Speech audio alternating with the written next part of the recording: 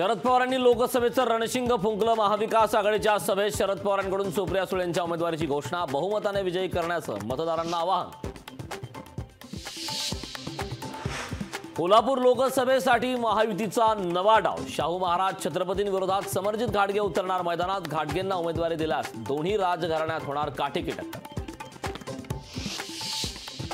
मला माझ्या कडेवर माझी पोरं खेळवायची आहेत। सध्या महाराष्ट्रात दुसऱ्याची मुलं खेळतायत। नाशिकमधील मेळाव्यातून राज ठाकरेंचा भाजपवर हल्लाबोल। लोकसभेच्या निवडणुकीत माझी काळजी घ्या, पुढे मी तुमची काळजी घेईन। पंकजा मुंडेंचं कार्यकर्त्यांना आवाहन, मुंडेंकडून लोकसभेचं संकेत। उद्या शरद पवार अजित पवार एकाच मंचावर येण्याची शक्यता। वसंतदादा शुगर इन्स्टिट्यूटची सभा, काका पुतण्यांचा संवाद होणार का, याकडे लक्ष। आमदार भास्कर जाधवांचं कार्यकर्त्यांना भावनिक पत्र, कार्यकर्त्यांना उद्या एकत्र येण्याचं आवाहन। जाधव वेगळी भूमिका घेणार का, याकडे सर्वांचं लक्ष।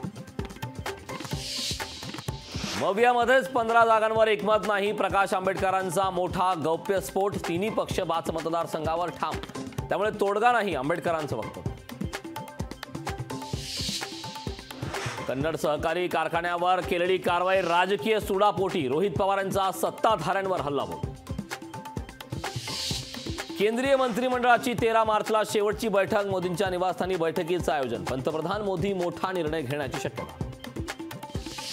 हिमाचलमध्ये राजकीय भूकंप होण्याची शक्यता। काँग्रेसचे 6 तर 3 अपक्ष आमदार उत्तराखंडमध्ये दाखल। राज्यसभा निवडणुकीत भाजपला मतदान केल्यानंतर खळबळ। गोखले पुलाच्या पुनर्बांधणीत चूक, गोखले बर्फीवाला पुलाचे सत्तू काही जमेना, तर गोखले पुलाच्या बांधकामात चूक झालीच नाही, आयुक्त इक्बाल सिंह चहल यांची माहिती।